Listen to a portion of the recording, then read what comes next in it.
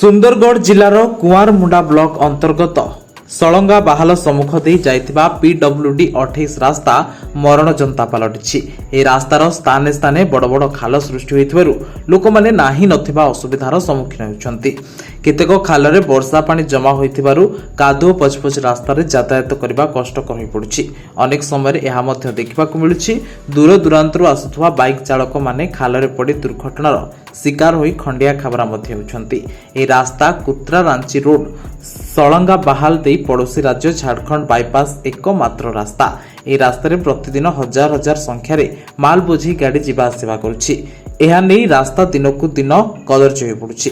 शंख नदी उपर निर्मित क्षमतारू अधिक ओजन भारी जान सबु दिन चलाचल करथुवा जोगु सेतु दुर्बल होई पडुछि। सेतु मध्य स्थाने स्थाने भांगी जिबारु लोकंकु यातायात कष्टकर होई पडुछि। गत 8-9-2025 तारिख में कुआरमुंडा ब्लॉक कार्यालय सम्मेलन कक्ष प्रशासन अभियोग शुणाणी ग्राम्य उन्नयन विभाग प्रशासन सहित जोगाजोग कर समस्यार शीघ्र समाधान करने को स्थानीय अंचल बासिंदा माने दावी करछन्ति।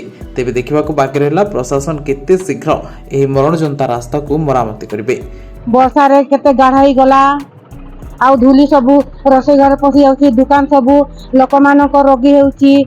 नाकरे आखिरे पशिकी समस्त मेडिकल पेशेंट पड़ी जाउछन्ति। सेति पई आमे निवेदन करूछन्ति कि आम सलंगा बाहाल रोड की टिके भल कर देबे एवं दुर्गा पूजा पहुंचुछि लोक माने रोगी रे पीड़ित रहउछन्ति। वो एतकी दरकार कि आम रास्ता ठीक हो जाऊ। एबे पाखे दुर्गा पूजा पहुंचुछि आउ लोक को जा से भीड़ भाड़ बहुत जोर थाए। पाखे आमर बॉर्डर अच्छी किंतु कहारी आखि दृष्टि पड़ुनी। ए रास्ता रे कलेक्टर एसपी समस्त जाउछन्ति किंतु ए रास्ता रे कहारी आखि पड़ुनी। वीरमित्रपुर सांबादिक अब्दुल सुहाब को रिपोर्ट निसर्त न्यूज।